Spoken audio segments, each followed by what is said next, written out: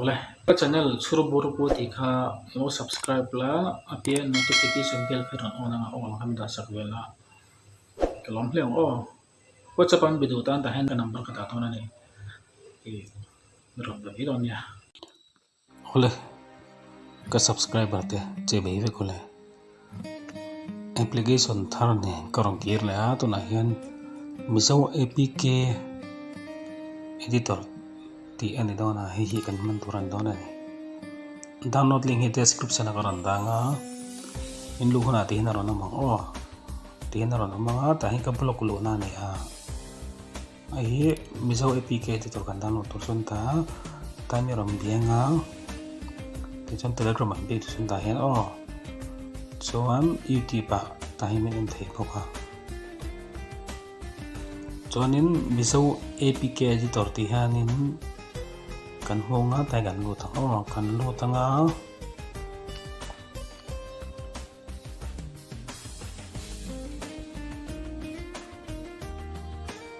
ti chuanin ka block ai lu ton ani ka block ai lu tanga ti chuanin miso apk editor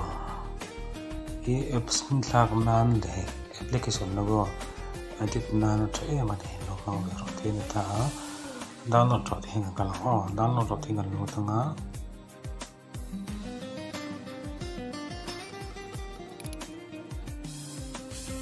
nati sade ulaka chuanin direct in ron ngal do no direct in download kala download hai lu to pa nga kan download ka mai o chun ka block kan unlock nga ai ka block ring mai ron to ta una he ti hian ka chei lo ti hian ni mai a in lock lo chin thon ni o chuanin miso apk editor ti kha kan download zo huna khanin kan lu tanga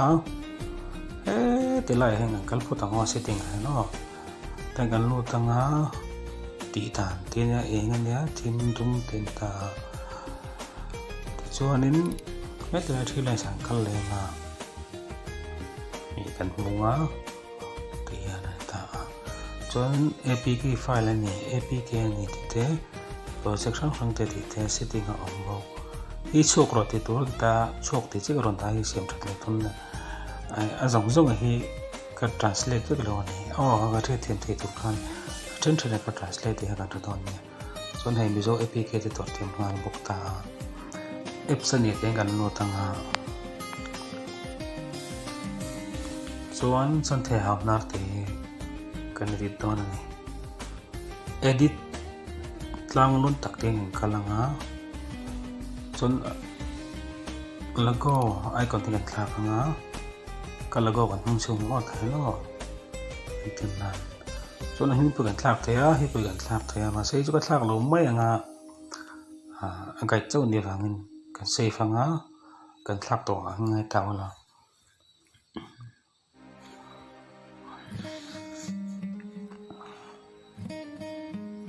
working in nga kanga ti chuanin install patang o he tin ron thak thonga ming po du chana thak the ka ti ka o khati khan ni mai ta sala channel ka lo subscribe ta wala video thar ne ka ro ki ru zel don application thar kan translate the ap ke chur translate je kan tumanga on ke subscribe par ti thuna page on hi icon bon ko ron ta thong ka ti ko tan lo la wala lo tam wala internet ka channel ka lo share wala